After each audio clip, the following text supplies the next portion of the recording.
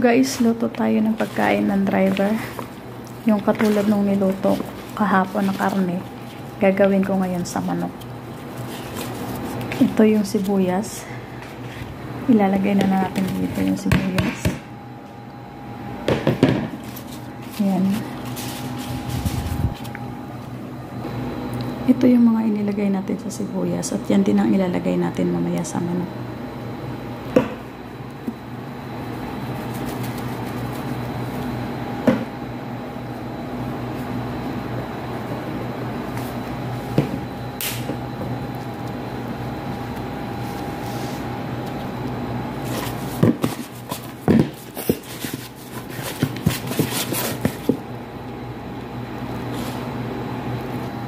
So, ayan na siya guys. Hindi natin siya lalagyan ng tubig kasi yung sibuyas yung maglalabas ng tubig dyan.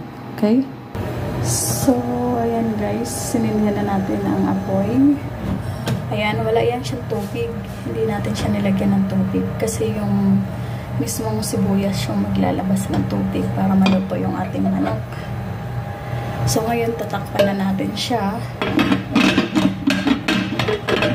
Usually 15 minutes kung may tubig sana siya, di ba? So ito dahil wala siyang tubig, ano natin siya ng lutuin natin siya hanggang 20 minutes. Okay? See you later guys. Bye bye.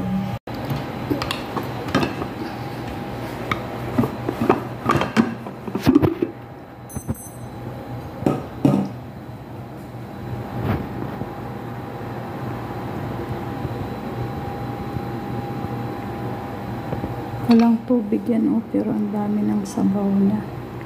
Hindi ko nilagyan ng tubig.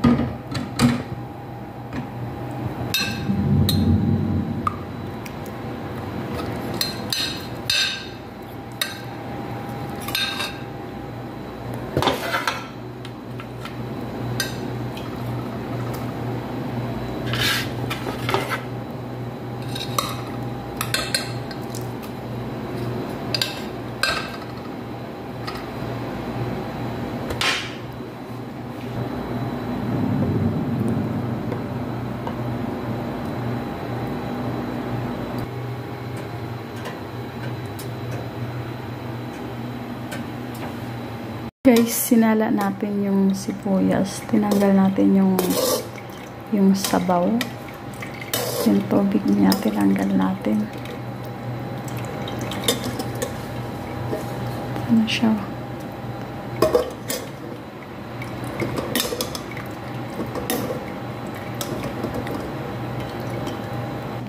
Tapos ihahalo natin dito sa kanin.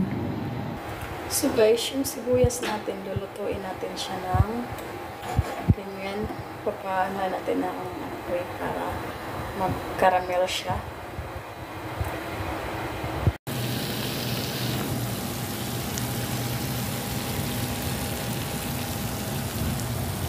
Yan guys, luto na siya.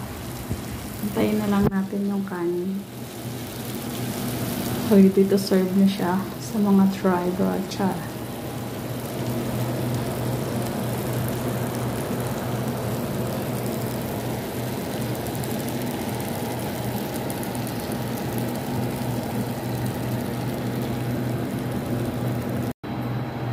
So, ayan guys, luto na siya. Luto na yung ating ready na sa ready to eat na siya. Char. Ayan ang ating chicken. Ayan ang ating kain. Ayan na siya.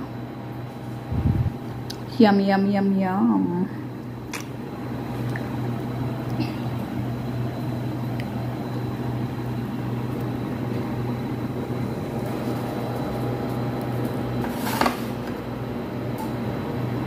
Ito na siya, oh.